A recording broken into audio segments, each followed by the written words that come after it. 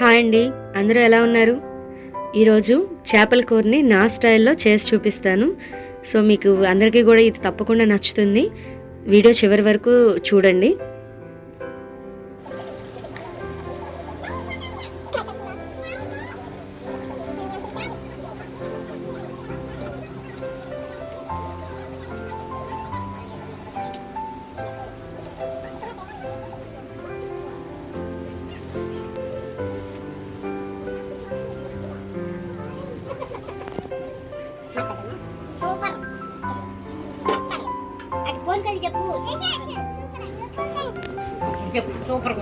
ఇచ్చుడు లేదు, మళ్ళీ చెప్పు ఒకసారి మళ్ళీ. దీనికోసం ముందుగా చేపలను తీసుకోవాలి. సో ఈ చేప ముక్కల్ని ఉప్పు వేసి ఒకసారి వాష్ చేసుకోవాలి. తర్వాత నా దగ్గర వెనిగర్ ఉంది, సో వెనిగర్ యూస్ చేస్తున్నాను. 2 టేబుల్ స్పూన్స్ వెనిగర్ వేసుకుని చక్కగా వాష్ చేసుకోవాలి. దీనివల్ల చేపల నుంచి నీసు వాసన అనేది తక్కువ వస్తుంది.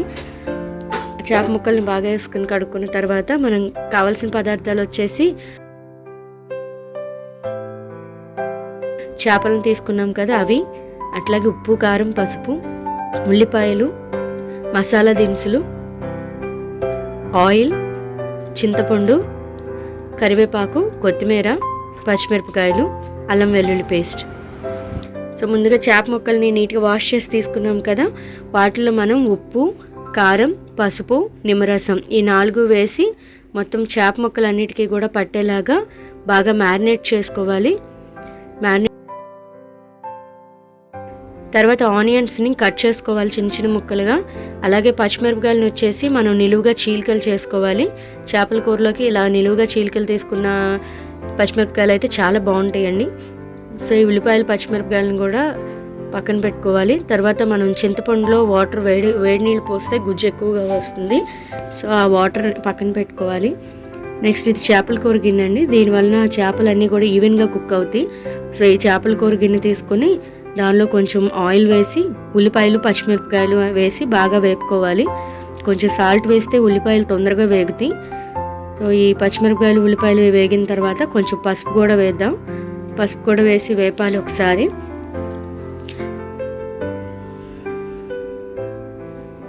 తర్వాత అల్లం వెల్లుల్లి పేస్ట్ 2 టీ స్పూన్ల అల్లం వెల్లుల్లి పేస్ట్ వేసి బాగా వేపుకోవాలి. ఈలోపు మనం మసాలా దినుసులను కూడా వేపుకుందాం. ధనియాలు, జీలకర్ర, దాల్చిన చెక్క, లవంగాలు, మిరియాలు వేసి అవి బాగా దోరగా వేపుకోవాలి. నెక్స్ట్ ఇప్పుడు ఉల్లిపాయలు, పచ్చిమిరపకాయలు వేగినాయి కదా, అందులో కొంచెం కారం కూడా వేద్దాము. కారం కూడా వేసి ఒకసారి బాగా కలిపిన తర్వాత కొంచెం వాటర్ పోసి మొత్తాన్ని కూడా కలిపేసి మూత పెట్టేసి ఉడికించుకోవాలి. ఇప్పుడు వాటర్ బాగా మసులుతున్నప్పుడు మనం మ్యారినేట్ చేసి పెట్టుకున్న చేప ముక్కలు ఉన్నాయి కదా, వాటిని మొత్తం కూడా ఈవెన్గా దానిలో అడ్జస్ట్ చేసుకోవాలి. అడ్జస్ట్ చేసుకుని మూత పెట్టేద్దాము. కొంచెం సేపు ఆ చేపలన్నీ ఉడికిన తర్వాత మనం కొద్దిగా అంటే గరిట పెట్టి తిప్పితే చేపలన్నీ కలిసిపోతాయి. సో అందుకని చెప్పి కొంచెం చివర్ల నుంచి అడ్జస్ట్ చేసుకోవాలి.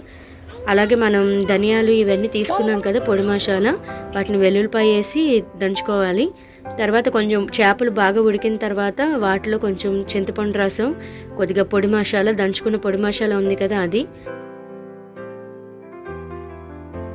కరివేపాకు, అలాగే కొత్తిమీర ఈ 2 కూడా వేసి ఒక 2 నిమిషాలు బాగా ఎగరనిస్తే మనకి చేపల కూర రెడీ అయిపోయింది. ఈ వీడియో కనుక మీకు నచ్చినట్లయితే please subscribe, share, comment and like. Thank you.